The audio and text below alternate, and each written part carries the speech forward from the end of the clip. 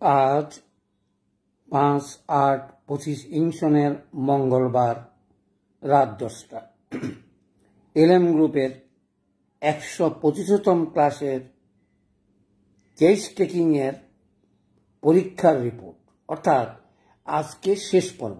অর্থাৎ আমরা যেই ছোট একটা কেস টেকিং আপনাদের হাতে তুলে দিয়েছি সেটার আজকের সমাপ্তি ক্লাস। অর্থাৎ এরপরে কেস টেকিং নিয়ে বা সেই বইয়ের কোনো অংশ নিয়ে আর আলোচনা করব না। শেষ আলোচনা হচ্ছে পরীক্ষার রিপোর্ট, এবং এটার উপরে আলোচনা করতে গিয়েই আমার মনে হয় আমরা নতুন যুগের নতুন সিস্টেমে আমরা যাচ্ছি। অর্থাৎ এলএম পদ্ধতির যুগেও এই পরীক্ষার রিপোর্ট যে কি প্রয়োজনীয়, কারণ এলোপ্যাথিকের তথ্যগত দিক থেকে তাদের যে রিপোর্টগুলো সেগুলির সঙ্গে আমরা মিল রেখেই চিকিৎসা করা উচিত বলে আমি মনে করি। তাতে করে দুটো সুবিধা। একটা সুবিধা হচ্ছে রিপোর্টের উপরে ভিত্তি করে আপনি ওষুধ প্রয়োগ করতে পারেন। মনে রাখতে হবে, লক্ষণ ভিত্তিক ওষুধ যদি নির্বাচন করতে না পারেন তাতে করে আপনার ওষুধ সিলেকশন হবে না। আমি একটা উদাহরণ দিয়ে দেওয়ার চেষ্টা করব। অর্থাৎ কেসগুলো যখন আলোচনা করব তখন আমি সেই পয়েন্টটা আলোচনা করব। যেমন এখনো করতে পারি, যেমন রোগের মাত্রা বা অগ্রগতির যদি মূল্য আমরা বুঝতে হয় তাহলে রিপোর্টের উপর আমাদের ডিপেন্ড করতে হবে। অর্থাৎ রিপোর্টটা কীরকম, তাতে করে আমরা কি বললাম, যেমন ধরেন এইচবি অর্থাৎ হিমোগ্লোবিনের মাত্রাটা কি এবং সেটা কতটুকু পার্সেন্টেজ আছে। কিন্তু প্রশ্ন হচ্ছে এই হিমোগ্লোবিনের উপরে আমাদের বহু ওষুধ হইতে পারে। অর্থাৎ রক্তশূন্যতাকালীন কারণের উপরে ভিত্তি করে আপনি যদি ওষুধ প্রয়োগ করতে যান তাহলে ভুল করবেন। আমাদের মায়োজমেটিক চিকিৎসায় মেইন। আমি এই উদাহরণটা দিচ্ছি কেন, এখানে আলোচনাটা বোঝার জন্য। তাহলে আপনি টেস্ট করে দেখলেন তার হিমোগ্লোবিন কম। হিমোগ্লোবিন কম হলে আপনি খুঁজবেন আপনার লক্ষণের। দেখুন এখানে আমরা তো 3-4টা ওষুধের নাম বলতে পারি, যেমন চায়না, ফেরামমেট, ফেরামফস অথবা নেট্রামিউর। আমি আর দীর্ঘায়িত করলাম না, কারণ ওষুধের কোনো শেষ নাই। যে কোনো ওষুধেই এই হিমোগ্লোবিন বাড়াতে পারে। আমাদের লক্ষণ মতন ওষুধগুলোর কথা চিন্তা করলে আমি এই 3টে ওষুধ নিয়ে একটু আলোচনা করি, তাহলেই বুঝতে পারবেন যে আমাদের ক্ষেত্রে রিপোর্টগুলো কতটুকু প্রয়োজন, অথবা প্রয়োজন না হলেও কি চলে কিনা। প্রয়োজন আছে, কারণ হিমোগ্লোবিনের পরিমাণ কি আপনারা তো বুঝতে পারছেন না। চোখের তালু, এই চোখের রং দেখে, আঙ্গুরের নখ দেখে, এগুলো দেখে বোঝা যায় যে তার হিমোগ্লোবিন কত। কিন্তু অ্যাকুরেট মাপটা পাবেন আপনি রিপোর্টে, কারণ রিপোর্ট যখন 6-এর নিচে চলে আসে তখনই তারা রক্ত দেওয়ার কথা চিন্তা করেন। সেজন্য তাদের প্রয়োজন, কারণ তারা হিমোগ্লোবিনটা রক্ত দিয়েও বাড়াবার চেষ্টা করবে। কিন্তু আমাদের ওষুধ নির্বাচন হচ্ছে মেইন।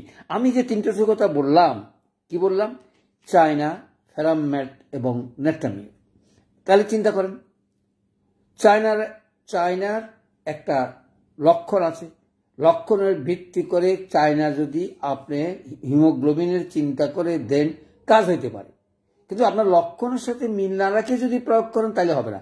আমি কেন এখানে কথাটা বলতেছি, দেখুন মানসিক কষ্টের রোগী যদি এসে তার কথা বলে এবং তখন যদি তার হিমোগ্লোবিন কম থাকে, আপনার নেট্রামিউর ছাড়া কিছুতেই ভালো করতে পারবেন না। এই জন্যই বলি হোমিওপ্যাথিক, যদিও রিপোর্টের উপর আমরা অনেক তথ্য জেনেই ওষুধটা প্রয়োগ করা উচিত বলে মনে করি, তার প্রয়োজনীয়তা আছে, অস্বীকার আমি করব না। কিন্তু ওষুধ নির্বাচনের ক্ষেত্রে আপনাদেরকে মনে রাখতে হবে 2টা জিনিস। একটা হচ্ছে মায়োজমেটিক ট্রিটমেন্ট, ধাতুগত দিকের উপরে ভিত্তি করে, অথবা আমরা যে বাধাগুলো পেয়েছি সে বাধার কোনো একটা থাকলেই বা মানসিক কষ্টের উপরে ভিত্তি করে ওষুধ নির্বাচন আপনাদের প্রথমে। সেখানে আমরা হিমোগ্লোবিনের উপরে ভিত্তি করে যদি চায়না দিয়ে থাকি তাহলে তো সাময়িক কিছুটা উপশম পাবেন, কিন্তু মূল চিকিৎসাটা হবে না।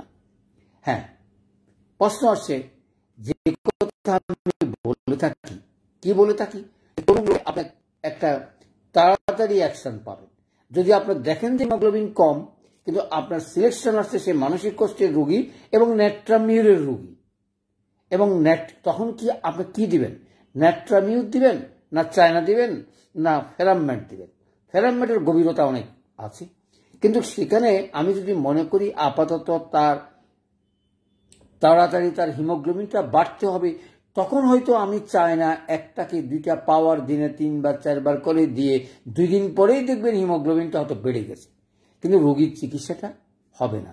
আবারও তার হিমোগ্লোবিন ফেল করবে যদি সে ন্যাট্রামিউরের রোগী হয়ে থাকে, যদি সে ন্যাট্রামিউরের লক্ষণ তার শরীরে বেশি দেখতে পান।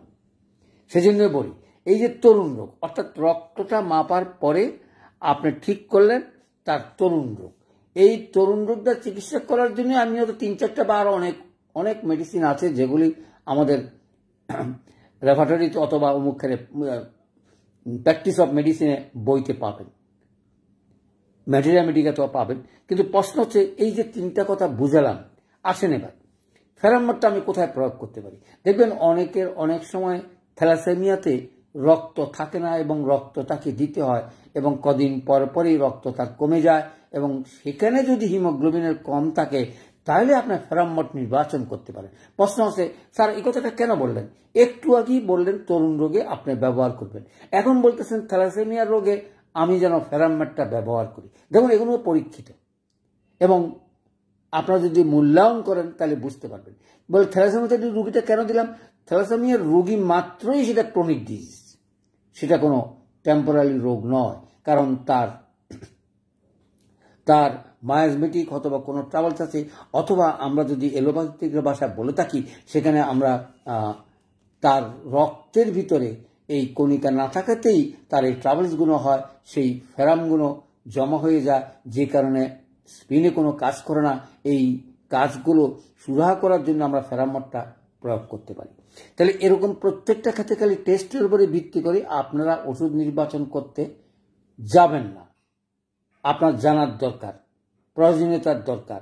হয়তো তাড়াতাড়ির ক্ষেত্রে অনেক সময় সিম্পল ওষুধ, যেগুলি অগভীর ওষুধ, যেমন চায়নার কথা এখানে বললাম, সেরকম ওষুধ সর্ব জায়গায় আপনি প্রয়োগ করে চিকিৎসা করতে পারেন। তারপর আমি আজকে এই রিপোর্টের প্রয়োজনীয়তার কথা বলবো। প্রয়োজনীয়তার কথা বললে আপনারা যদি মনে করেন যে স্যার তো খুশি, কিন্তু জেনারেল একটা ধারণা থাকা উচিত। এখন যদি আমি প্যাথোলজির কথা বলি, অন্তত আমার মনে হয় 2-3 মাস পড়ালেও শেষ হবে না, বিশাল প্যাথোলজি। এত প্যাথোলজি জেনে এমনি ওষুধের নাম মনে রাখতে পারে না, ওষুধের লক্ষণ মনে রাখতে পারে না, এবং প্রয়োগ করতে পারে না, সেখানে এত বড় প্যাথোলজি জেনে আমরা কতটুকু কাজ করতে পারবো? সে বিশাল বিজ্ঞানের কথা আর নাই বললাম। তাহলে চলে আসি, সাধারণ ধারণাটা আমাদের দরকার। তাহলে আমরা কি পেলাম? প্রথমেই আমরা পেলাম যে সঠিক ধরন বা অবস্থাটা কি। যেমন ধরেন, আমরা যদি সিবিসি বা হাই ডাব্লিউবিসি টেস্ট করি, একটু ধারণা থাকার দরকার। অর্থাৎ হোয়াইট ব্লাড সেল যদি বেশি হয় তাহলে বুঝে নিতে হবে এটা ইনফেকশনজনিত কারণে, অথবা পুজ আছে। প্রশ্ন আছে, এই পুজ যদি আমরা বুঝতে পারি, অর্থাৎ এই আপনি যদি দেখেন তার শরীরে পুজের কোনো লক্ষণ আপনি পাচ্ছেন না, অথবা কোনো রকমের চিহ্ন আপনি পাচ্ছেন না, তখন আপনি টেস্টটা করালেন। তার যদি ডাব্লিউবিসি বেশি দেখেন তাহলে আপনি বুঝে নেবেন তার শরীরের পুঁজ জন্মাইবার ক্ষমতা তার বেশি, এখানে ডাব্লিউবিসি বেশি আছে। সেখানে আমরা 3টা ওষুধের কথা মনে রাখতে পারি, মার্কসল এবং স্যালিসিয়া, যেটা আমি আগেও বলছিলাম যে কারণ পুঁজ দেখলেই এই 3টা ওষুধ আমাদেরকে নির্বাচনের ক্ষেত্রে অন্তত টপে উঠে আসলো। অর্থাৎ 80 মার্ক পেয়ে যখনই কোনো পুঁজ সংক্রান্ত জিনিস দেখব, তাহলে আমি চিন্তা করবো যে 80% এই 3-4টা ওষুধের ভিতরে পড়তে পারে, নাও পড়তে পারে। বলে স্যার না পড়লে বুঝবো কি করে? সেজন্য তো আমাদের দরকার। অর্থাৎ কিভাবে বুঝবো? দেখুন, শরিক মায়াজামও পুঁজ আছে, আরগুলো তো কথা বাদেই দিলাম। 3টা মায়াজামের উপরে পুঁজের, 4টা মায়াজামের উপরে আছে, কম বেশি আছে। তবে এই পুঁজের যদি আমি চিন্তা করি তাহলে এই 3টা ওষুধে আসে। 3টা ওষুধ কিন্তু গভীর ক্রিয়াশীল ওষুধ। যেমন মার্কসেলের কথা বললাম, মার্কসেল তো একেবারে সিভিলিটিক মায়াজামের, কিন্তু হিপাসাল তিনটা মায়াজমে আছে, শরিক, সাইকোটিক এবং এবং সিভিলিটিক এবং টিউবারকুলোসিস।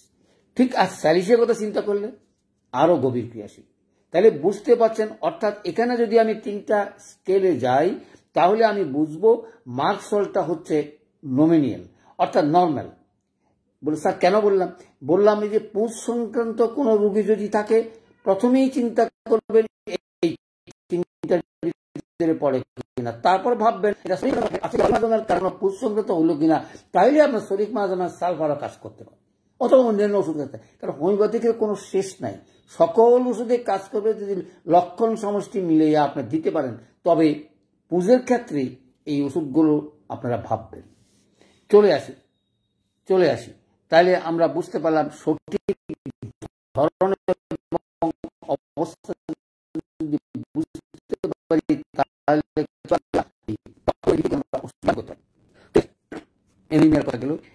ইএসআর অথবা সিআরপি যদি বেড়ে যায় তাহলে আমরা 2টা জিনিসের কথা ভাবতে পারি। অর্থাৎ ইএসআর বেড়ে গেলে আমরা কি ভাবতে পারি, ইনফেকশন আছে অথবা ইনফ্লামেশন আছে।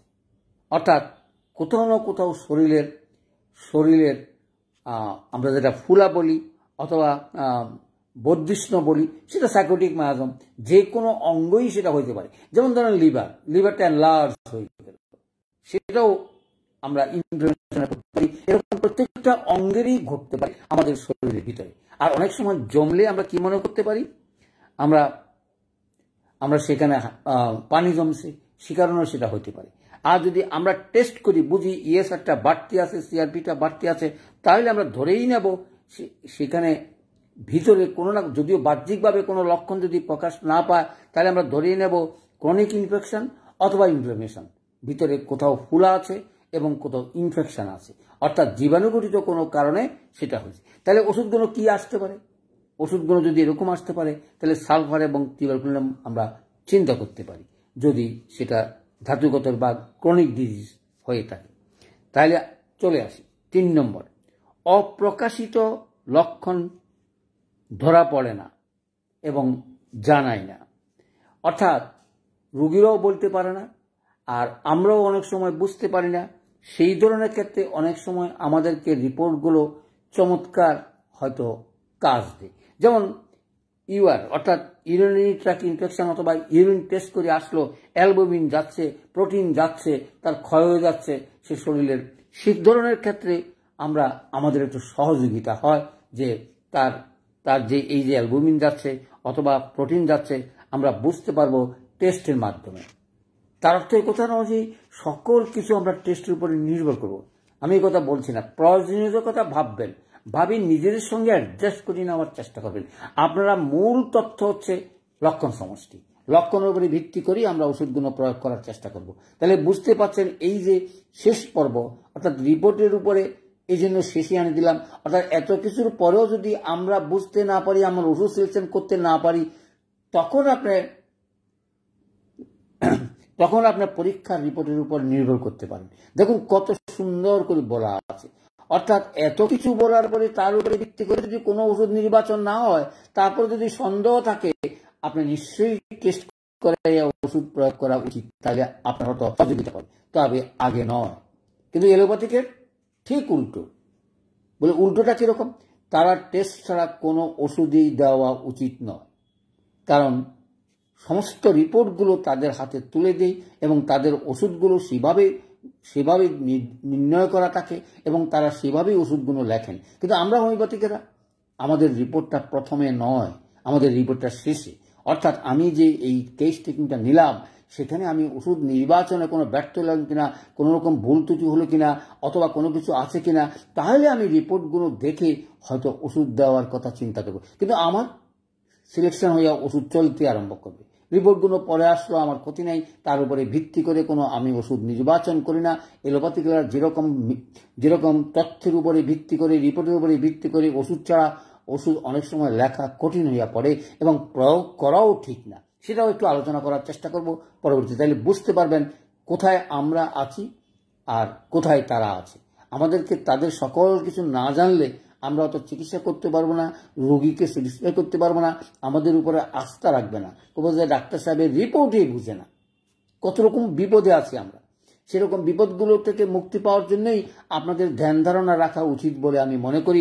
সেই হিসেবে আজকের এই আলোচনা রিপোর্ট নিয়ে, অর্থাৎ রিপোর্ট দেখে যেন কিছুটা বুঝতে পারেন, সেজন্য যে সকল সহযোগী বই আছে সেগুলো পড়ার চেষ্টা করবেন এবং রিপোর্ট সম্বন্ধে আরো ধারণা পাবেন বলে আমার বিশ্বাস। আমি যে কথাতে চলে আসলাম সেটা হচ্ছে, দেখুন, অপ্রকাশিত লক্ষণ, অর্থাৎ রোগ নির্ণয় করা অথবা লক্ষণগুলো জানার সহযোগিতা হতে পারে। যেমন হাইপো বা হাপার, T2, T3, 4 এগুলো অনেক সময় আমরা টেস্ট না করলে ধরতে পারি না। এবং ধরার কারণটা হচ্ছে, যদি আমরা কোনো রকমের টেস্ট পাই তাহলে আমরা তিনটে ওষুধ কথা মনে করতে পারি, যেমন ক্যালকেরিয়া কার্ব, আয়োডিন এবং থাইরোডিন। অর্থাৎ হাইপো বা হাইপার, এটা নিয়ে আগেও আলোচনা করেছিলাম। অর্থাৎ হাইপো বা হাইপার যদি আমরা দেখি শরীরের কম বেশি আছে, তাহলে আমরা থাইরয়েডের কথা চিন্তা করতে পারি। থাইরয়েডিন হাইপো হাইপার দোনোটাতে আছে আয়োডিন, কিন্তু আয়োডিনের অভাব যদি হয় এবং সেখানে যদি আমরা বুঝতে পারি, তাহলে অর্থাৎ গলগণ্ডের উপরে T2, T3, T4 এর টেস্টটা করলে আমরা বুঝতে পারবো কোনটার ভাগ কতটুকু। যদিও সেটাতে বিশাল বিজ্ঞান, সেখানে আমরা ওষুধ নির্বাচনের ক্ষেত্রে আমাদের হয়তো একটু সহযোগিতা হতে পারে। আর আমরা যেহেতু কম জানি, সেহেতু আমরা চিন্তা করব কোন ওষুধটা প্রয়োগ করলে যেগুলো সকল লক্ষণ কভার করে। যেমন ধরেন, আপনার হাইপারও বুঝলেন না, হাইপোও বুঝলেন না, সেখানে আপনি থাইরয়েডিন ব্যবহার করতে পারেন। চলে আসি আয়োডিন এবং ক্যালকেরিয়া কার্ব। তারপরে চলে আসি যে সঠিক দেহগত দুর্বলতা। যেমন অনেক সময় আমাদের লিভার টেস্ট করে বলা হয় লিভারের গ্রেড 1, গ্রেড 2, গ্রেড 3, তখন আমরা ওষুধগুলো নির্বাচন করার জন্য যেমন সেলেডোনিয়াম, কার্ডুয়াসমেরি এবং লাইকোপোডিয়াম আমরা নির্বাচন করতে পারি।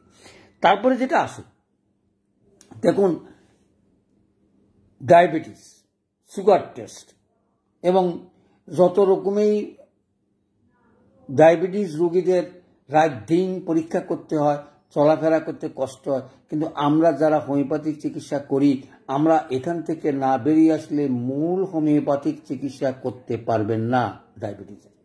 আমি পারিনি আজ পর্যন্ত। বইপত্র পড়ে যে সকল ওষুধের কথা বলা থাকে সেগুলি রেমেডি ছাড়া আর কোনো উপকার হয় বলে আমার বিশ্বাস হয় না।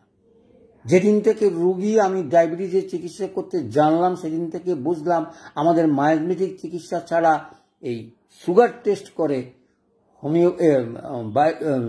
টেস্ট করে ওষুধ দিবেন, কোনোদিনই আপনার ডায়াবেটিস কন্ট্রোলও হবে না, চিকিৎসা হবে না। তো বলে, স্যার তাহলে কি করব? হ্যাঁ, নিশ্চয়ই বিপদ, কারণ সেটা রেগুলার মাপি করতেছে। আমার ডায়াবেটিস 19, 20, মানে বলবেই ফিগারগুলো বলে ভয়ে লাগা দেবে যে আপনার এক্ষুনি ক্ষতি হয়ে যাবে। কিন্তু আমরা সেই সকল চিন্তা থেকে বেরিয়ে আসার প্রয়োজন মনে করি। আজকে দুটো তথ্যকথা দিয়ে শেষ করার চেষ্টা করব। তার কারণ হচ্ছে, এই যে ডায়াবেটিস রোগী আমরা ভালো করব, কিভাবে করব? আমরা যদি মূল ট্রিটমেন্টে চলে যাই, অর্থাৎ মূল ওষুধ চিকিৎসা করতে যাই, তখন ডায়াবেটিস তার উঠানামা শুরু করে দেয়। অর্থাৎ ডায়াবেটিস বেশি, তখনই বলে, বাবুরে ডাক্তারে বলছে আমি তাড়াতাড়ি করে এলোপ্যাথিক ওষুধ খেয়ে ফেলব। তাহলে আপনি কি করবেন? চিকিৎসা করবেন, দিয়েছেন, আমার চিকিৎসা হচ্ছে না, আমার সুগার রাখতে হবে, কি সর্বনাশ। এই কম্পিটিশন করতে গিয়েই আমরা ডায়াবেটিসের রোগীর চিকিৎসা থেকে বিরত হয়ে গেছি। কারণ কম্পিটিশনটা কি? ওই সুগার কম রাখো, অর্থাৎ সুগারটা যেন কন্ট্রোল করতে যায়। সেই কারণে দেখবেন বই পত্রে অনেক ওষুধ কথা বলে আছে। আমি সেই ওষুধ তিনটার কথা আজকে আলোচনা করছি। সেই তিনটা হলো সিজিয়াম জাম, ফসফরিক অ্যাসিড, ইউরেনিয়াম নাইট্রিকাম। এগুলো আগে আমিও ব্যবহার করেছিলাম, কিন্তু আমি দেখেছি এটা রিলিফ ছাড়া অথবা কিছু কয়েকদিন কম ছাড়া আর কোনো কাজ আছে বলে আমার মনে হয় না। তাইলে বুঝতে পারছেন, অর্থাৎ ধাতুগত দিকের অথবা মায়োমেটিক ট্রিটমেন্ট করা ছাড়া আপনি কোনো রকমের ডায়াবেটিস চিকিৎসা পূর্ণাঙ্গ করতে পারবেন না। আবার জটিলতাও আছে। বলে স্যার এত কথা বললে আমরা ডায়াবেটিসের চিকিৎসা কীভাবে করবো? কারণ আপনার কাছে যখন আসবে তখন কি করবেন? তখন তো আপনি বলবেন ডায়াবেটিস ওষুধ খাই না, সেটা না বলে ডায়াবেটিস ওষুধ খান, আপনারটা আপনার করেন। তারপরে যখন কিছু দিন যাবে আপনি বুঝতে পারবেন, ডায়াবেটিস টেস্ট করাবেন, তখন আপনি ওষুধটা আস্তে আস্তে উইথড্র করবেন। প্রথম থেকে উইথড্র করলেই হয়তো ডায়াবেটিস বেড়ে যাবে, তারপর যদি টেস্ট করা আপনাকে বদনাম করবে। সেখানে আমি আবার আমার আইডিওলজির বাহিরেও দুইটা কথা বলতে হচ্ছে। যেমন ধরেন তার ডায়াবেটিস খুব বেশি এবং আপনি চিকিৎসা করছেন, টেস্ট করে বলল যে আমার তো ডায়াবেটিস বেশি, আমার তো এলোপ্যাথিক খাওয়া ছাড়া আর উপায় নেই, তখনই আপনি মাদার এসব ওষুধের সহযোগিতা নিতে পারেন। দেখুন সুন্দর একটা ওষুধ আছে সিজিয়াম জাম, আমরা যেটা জামের কষ থেকে তৈরি, সেই ওষুধটা আপনার প্রয়োগ করে দিনে 2-3 বার প্রয়োগ করে কমায় রাখার ব্যবস্থা করতে পারেন। স্যার আপনারা এখন আইডিওলজি একেবারে মানে আমরা মাদার ব্যবহার করতে না, আমি কোনোদিন বলি নাই যে মাদার ব্যবহার করবেন না। এটা কোনো চিকিৎসা অঙ্গের ভিতরে পড়ে না, রিলিফের ভিতরে পড়ে। চিকিৎসাতে এটার কোনো রকমের ভূমিকা নাই। ভূমিকা আছে কিসের? ওই যে শরীরে বেড়ে গেল সেটাতে একটু কমিয়ে রাখা, অর্থাৎ ডায়াবেটিসটা যেন কন্ট্রোল থাকে। কন্ট্রোল না থাকলেই আপনার বিপদ। অর্থাৎ কারণ টেস্ট করেছে যখন দেখবে আপনার ডায়াবেটিস বেশি, তখন সে হয়তো এলোপ্যাথিক খাবে এবং এলোপ্যাথিক খেয়ে কমাবার চেষ্টা করবে, আপনার উপরে আস্থা হারাবে। আপনার এলোপ্যাথিক খেতে বলেন, কোনো আপত্তি নেই, কিন্তু আপনার চিকিৎসা আপনি করবেন। আর যদি মনে করেন এলোপ্যাথিক বন্ধ করে আপনি দেবেন, তাহলে মাদারের উপরে ভরসা করে আপনারা দিনে 2 বার 10 ফোঁটা করে দিনে 2-3 বার প্রয়োগ করতে পারেন। অবস্থা পেতে কমে আসলে কম খাবে, বেশি হলে বেশি খাবে। অযথা ওষুধ প্রয়োগ করা থেকে বিরত রাখার কথাই বলবো। হ্যাঁ, হতে পারে যে মাদার তো কোনো ক্ষতি করে না, যেহেতু শরীরতে অ্যাবজর্ব হয়ে পায়খানা প্রস্রাবের সঙ্গে বেরিয়ে যায়, তা আমাদের আবর্জনা হিসাবে যেটা কাজ করার করে হতে পারে। কিন্তু তারপরও একটা ওষুধের উপরে নির্ভরশীলতা যদি হয়ে যায়, অনেক সময় সেটা এডিক্টেড হয়ে যেতে পারে। সেদিকে লক্ষ্য রাখার চেষ্টা করবেন। আমি কি বললাম? বিপদে তাকে সহযোগিতা নেন, কমাইবার ওষুধগুলো নামও বলে দিলাম। কিন্তু আপনি মনে রাখবেন, ধাতুগত দিকের চিকিৎসা ছাড়া আপনি ডায়াবেটিস চিকিৎসা করতেই পারবেন না। চলে আসি তারপরে যে কথাটা আসছে, দেখুন কালকে হচ্ছে আলোচনা করেছিলাম HIV, অর্থাৎ আমরা যেটা বলি আজকালকার চিকিৎসা নাই বললেই চলে। সেটা যদি কারো শরীরে থাকে, সে কখনো বলবে না আমার HIV আছে। তাহলে বুঝতে পারেন যে তখনই টেস্টের কথা আসে, অথবা লক্ষণের উপরে ভিত্তি করে আমরা ওষুধ দিতে পারি। আমি এই কথা বলবো না HIV ভালো করে পেয়েছেন, আপনার সেসব দিকে না তাকিয়ে ধাতুগত দিকের উপরে চিকিৎসা করলে HIV হোক আর TB হোক আর যে ইচ্ছে সেই রোগ হোক, আপনার ধাতুর ভিতরে যদি পড়ে মায়াগিরি ট্রিটমেন্ট যদি করে দিতে পারেন, সব চলে যাবে। এগুলি সবই কুফল, অথবা আমাদের অহোমিওপ্যাথিক মতে চিকিৎসার কারণে এই সকল ট্রাভেলসগুলো আসছে। এবং আমরা আমাদের মতন যদি চিকিৎসা করে যাই, তাহলে নিশ্চয়ই সকল ক্ষেত্রে আমরা সফল হব বলে আমার বিশ্বাস। কারণ সকল রোগ আমার কাছে আসেও না, আমি সে কথা বলতেও পারবো না। কিন্তু আমাদের যে অর্গানন বইটা আছে, সেটার উপরে ভিত্তি করেই আপনারা চিকিৎসা দেওয়ার চেষ্টা করবেন। আমার কথায় যদি কোথাও ব্যর্থতা থাকে, অথবা অর্গাননের বিরুদ্ধে হয়, অথবা অর্গানন মাফিক হয়তো কোনো কথা যদি বা অতিরিক্ত বলেও থাকে, সেগুলো বাদ দিয়েই অর্গাননের যা কথা বলে সেটাই আগে প্রমাণ করে দেখবেন, তারপরে চিন্তা করবেন। হতে পারে আপনার হয়তো 2-1 বার প্রমাণ করে আপনার বুঝলেন না অর্গানন কী রং, এটা এত সহজ নয়। আপনার দীর্ঘদিন পরীক্ষা করে দেখেন, যদি কোনো তথ্যগত থাকে এবং আপনি যদি তথ্যগত জোগাড় করতে পারেন, তাহলে অর্গাননেরও সংশোধন হইতে পারে। কারণ সংশোধন হবে না এমন কথা আমি বলবো না, সেটার জন্য তথ্যগত দিক থেকে যত যুক্তি অথবা রিপোর্টগুলোর দরকার, সেগুলো সংগ্রহ করে আপনারা পরিবর্তনের কথা বলেন, তাহলে হয়তো আমরা চিন্তা করতে পারি। তা না হলে অর্গাননের ভিত্তিতেই আমরা পরিচালিত হবেন এই আশা রাখছি। চলে আসি তাহলে সেখানে কি টেস্ট করতে পারি? যেমন HIVর কথা বললাম, VDRর কথা বললাম, HBS, AZ। এখন কথা হচ্ছে এই 3-4টা ওষুধ এগুলো সবগুলো ক্রনিক মায়াজমের ভিতরে পড়ে। কি সুন্দর! আপনার চিন্তা করুন তো, এই ক্রনিক মায়াজম পড়াইতে গিয়ে আপনাকে বললাম যে টিউবারকুলোসিস মায়াজমের ভিতরে আমরা দেখতে পাই যে কত জটিল থেকে জটিলতর রোগগুলো সেখানে আছে। ঠিক এই রোগগুলো তাই HIV, VDRL অর্থাৎ সাইকোটিক এবং সিফিলিটিক, আর হচ্ছে টেস্টের জন্য টিউবারকুলোসিস টেস্ট আছে। যদি টিবি আমরা ধরতে না পারি, আমি অনেকগুলো লক্ষণের কথা বলছিলাম, যে সকল লক্ষণ বা দেহ দেখলে আমরা বুঝতে পারি কোনটা টিউবারকুলোসিস কোনটা টিউবারকুলোসিস বডি নয়, সে ভিত্তির উপরে আমাদের হয়তো মায়াজমেটিক ট্রিটমেন্টটা করা আছে। কিন্তু এলোপ্যাথিকে যেই মাত্র টেস্ট করি ধরা খেলে তখনই তারা টিবি বলে, কিন্তু তার আগে তারা টিবি বলে না। আর আমরা দেহের অবস্থা দেখিয়ে বুঝতে পারি সে টিউবারকুলোসিস বডি কিনা, অর্থাৎ আমাদের মায়াজমেটিক ভিতরে সে টিউবারকুলিনাম মায়াজমায় পড়ল কিনা। সেটার জন্য কি সুন্দর লক্ষণগুলো বর্ণনা করা আছে হরিমোহন চৌধুরীর মায়াজমেটিক বইতে, অথবা টিউবারকুলোসিস তার একটা আলাদা বই আছে এবং সেখানে টেস্টিংগুলো দেওয়া আছে, পড়ার আহ্বান জানাচ্ছি। চলে আসছে তারপরে বুকে টেস্ট করে টিবি হচ্ছে কিনা হয়নি, সেগুলো হচ্ছে সব অ্যাকুইট কেস, অর্থাৎ টেস্ট করি তারা যখন বলবে তখন রোগটা তার শরীরে আরম্ভ হয়ে গেছে, কিন্তু তার বহু আগে থেকে আমরা টিউবারকুলোসিস রোগীর অবস্থা বুঝতে পারি। খালি লাংসে যে হলেই টিবি হবে অথবা রোগ হবে সেটা কিন্তু নয়, এগুলো সবই তরুণ রোগের পর্যায়ে পড়ে। কিন্তু গভীর ক্রিয়াশীল ওষুধগুলো যদি আমরা তার দেহের উপরে ভিত্তি করে নির্বাচন করতে পারি, সেজন্য আপনি বলি আগে দেখুন যে বডিটা তার কীরকম। আমাদের বডিগুলো কি সুন্দর ভাগ করা আছে, দেখলেই যেন মনে হচ্ছে নিউমারে, অর্থাৎ রোগটা আপনার সামনে ধরা দিবেই। আর ধরা না দিলে তো কি ব্যবস্থা করতে হবে সেটা জানা আছে, সেভাবেই প্রয়োগ করার চেষ্টা করবেন। তাহলে এই সকল টেস্ট আমাদের অত্যন্ত সহযোগিতা অর্থাৎ প্রয়োজনীয়তা আছে।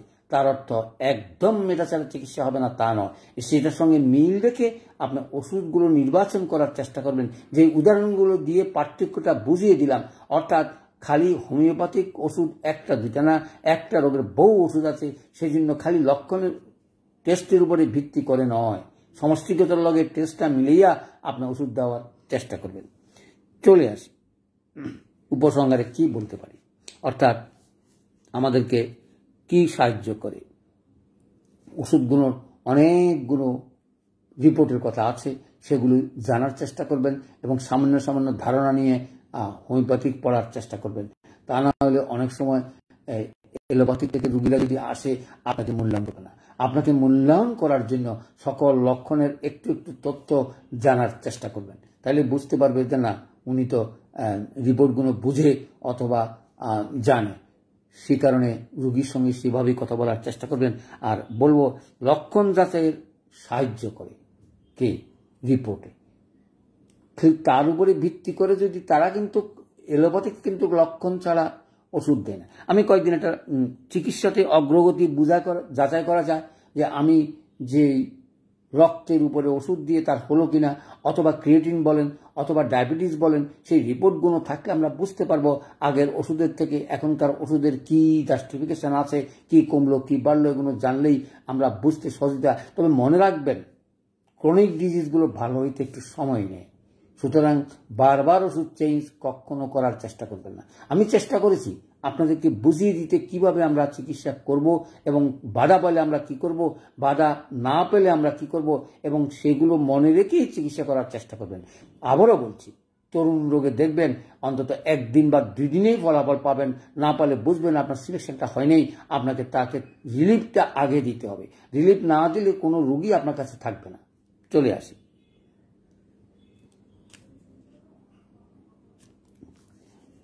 এই যে রিপোর্টগুলোর উপরে অনেক সময় ভিত্তি করে আমিও আজকে যে একটা কেস টেকিং নিয়ে আলোচনা করার চেষ্টা করব, সেখানে জীবন নাশককে অর্থাৎ জীবন অতি সন্নিকটে যদি টেস্টে ধরা খায়, তাইলে তো আমরা বুঝতে পারবো যে তার জীবন বিপন্ন, অর্থাৎ মৃত্যুশয্যা যায়। সেরকম রোগী হয়তো আমাদের কাছে আসে না, কিন্তু আমাদেরকে জানতে হবে এই সকল টেস্টের কথা জেনে রোগীর যদি কোনো বিপদ থাকে তাহলে আমরা চিন্তা করতে পারি। যেমন কয়েকদিন আগে একটা রোগীর ইতিহাস বলছি, এবং মাথা ঘুরানি, মাথা ব্যথা, মাথা প্রচণ্ড ব্যথার কারণে তার ট্রাভেলসগুলো হচ্ছে। সেখানে হয়তো এমআর করে দেখা গেল যে পিটুইটারি গ্ল্যান্ডটা সরে যাচ্ছে, কিন্তু দেখুন তারা ওষুধ নির্বাচন করতে বাধা, কারণ যতক্ষণ পর্যন্ত আমরা টেস্ট করে না বুঝি এই যে আমি বললাম যে পিটুইটারি গ্ল্যান্ডের উপরে পিটুইটারিটা সরে যাচ্ছে, কিন্তু কেন সরে যাচ্ছে সেটার কোনো মাহাত্ম্য নেই। কিন্তু আমাদের কাছে, আমি এই উদাহরণটা দিচ্ছি এই কারণে আমাদের জেনে রাখা উচিত। যেমন পিটুইটারি গ্ল্যান্ড যদি সরে যায়, অথবা পিটুইটারি গ্ল্যান্ডে যদি কোনো রকমের ট্রাভেলস হয়, অথবা কোথাও কোনো রকমের মাথার জটিল মাথার কেসগুলো, হয়তো পিটুইটারির কারণে চোখ আপনার অন্ধ হয়ে যেতে পারে, দৃশ্য নাও দেখতে পারেন, যা অনেক কিছু ঘটতে পারে।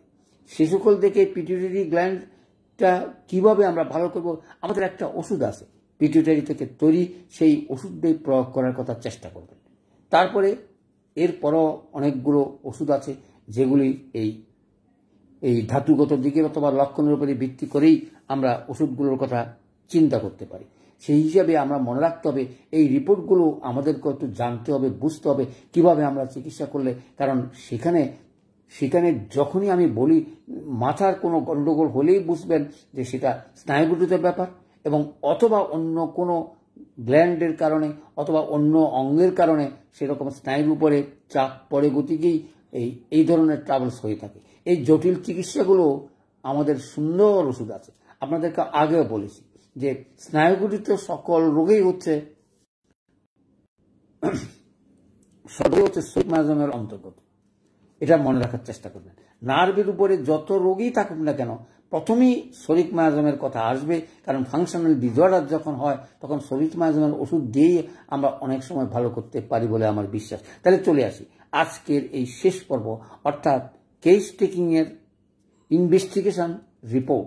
অর্থাৎ আমরা যে রিপোর্টগুলো পাইলাম, আলোচনা করলাম, সেগুলি জেনেই আমরা চেষ্টা করব আগামী দিনে যেন রিপোর্টের সঙ্গে মিলেই আমরা যেন সেবা দিতে পারি, আর মানুষ যেন বুঝে রিপোর্টগুলো যেন আমরা চিনি, জানি অথবা প্রয়োগ করি।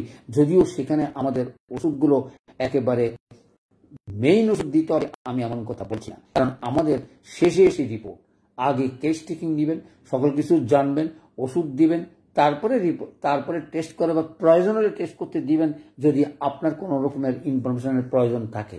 আর যদি প্রয়োজন না থাকে, আমি মনে করি না এই জিনিস নিয়ে আমাদের বেশি কিছু করতে হবে। যদি বুঝতে চান যে না তার কি রোগ হয়েছে, যেমন অনেক সময়, যেমন আমি গত কয়েকদিন আগে একটা রুগীকে যখন সে বলল তার টেস্ট করি চিকেনগুনিয়া পাওয়া গেল, অর্থাৎ ডেঙ্গু রোগ। এখন আমি চ্যালেঞ্জ দিছি একদিনেই ডেঙ্গু রোগ ভালো হবে। বলে স্যার আপনি চ্যালেঞ্জে গেলাম কেন? চ্যালেঞ্জে গেলাম আমি বুঝেই নিলাম যেহেতু ডেঙ্গু তার নির্বাচিত হয়ে গেছে, তাহলে আমি বুঝেই নিলাম সেটা ক্রনিক মায়াজাম নয়, এটা তরুণ রোগের কাজ। আর তরুণ রোগ যদি হয়ে থাকে তাহলে ভালো একদিনই হবে। 10 মাসে একদিনে করতে গেলে কিভাবে চিকিৎসা করতে হবে আমি আগেই বলছিলাম। তরুণ রোগে যখন চিকিৎসা করেন তখন ডোজ বা মাত্রার ব্যাপারে আপনারা অত্যন্ত দৃঢ়তার সঙ্গে ভূমিকা পালন করবেন, তাইলে একদিনে রেজাল্ট পাবেন। মিনিমাম 4 ঘন্টা পর পর বা দিনে 4 মাত্রা করে দিলাম, পরের দিন রোগী এসে বলে তার 80% থেকে 90% আর নাই, আর কোনো ট্রাভেলস হয়নি, এবং তারপরে হয়তো 1টা কি 2টা পাওয়ার দিয়ে শেষ করার চেষ্টা করেছি, রোগী ভালো হয়ে গেল। কিন্তু প্রশ্ন হচ্ছে কেন এই টেস্টটা করাতেই আমি হয়তো ওষুধটা প্রয়োগ করতে আমার সুবিধা হলো, কারণ আমি আর দেরি করব না। কারণ এলোপ্যাথিক্যালরা সেই সময় অনেক ট্যাবলেট খেয়ে 7 দিন লাগাবে, তারপরে রোগীর কাইল হয়ে যাবে, ব্লাড কমে যাবে, তারপরে শেষ নাই, 1 সপ্তাহ পরও ভালো হয় না। কিন্তু আপনারা যারা বর্তমানে ডেঙ্গু রোগের চিকিৎসা করেন তাদেরকে আমি বলবো এই ওষুধ এইভাবেই চিকিৎসা করার চেষ্টা করবেন, কারণ এটার একটা প্যাটার্ন ওষুধ আছে, সেটা ইউবেটেরিয়াম, সেটা প্রয়োগ করবেন। কারণ যখনই নির্বাচিত হয়ে যায় তখনই আর এই ওষুধটা মুখস্থ বিদ্যার মতন প্রয়োগ করে তাড়াতাড়ি চিকিৎসা দেবেন যেন এলোপ্যাথিক থেকে দ্রুত বেগে তার ভালো হয়। আবার বিপদও আছে, এত তাড়াতাড়ি ভালো হয় বিশ্বাসই করে না আমার ডেঙ্গু রোগ হয়েছে, এই জন্যই টেস্টার দরকার। কিন্তু দেখুন 2টা রোগীর সঙ্গে পার্থক্য নির্বাচন করেন। একটা ডেঙ্গু রোগীর চিকিৎসা করতে মিনিমাম তার 27 দিন লাগে এলোপ্যাথিকে, কিন্তু আপনি এই যে তথ্য কথা বললাম খালি আমি সবসময় তো মুখে বললে হবে না, প্রমাণ করি দেখাতে হবে যে যেই একদিনে রোগী ভালো হয়, অর্থাৎ 12 ঘন্টার রোগী পরের দিন শেষ মানে তার রোগটাই নাই, এবং রোগ বুঝেই না তার শরীরে কোনো কিছু ছিল। তারপর তো বললাম যে দুর্বলতা অথবা রক্তশূন্যতা থাকতে পারে, সেজন্য তো চায়না দিয়া আমি কভার করে ফেললাম। এই কারণেই আপনারা চেষ্টা করবেন এই হোমিও দর্শন এলেম পদ্ধতিতে যেন আমরা সর্বস্তরের মানুষের সেবা দিতে পারি। তাহলে এই আহ্বান জানিয়ে আজকের এই আলোচনা শেষ করছি। সকলকে ধন্যবাদ।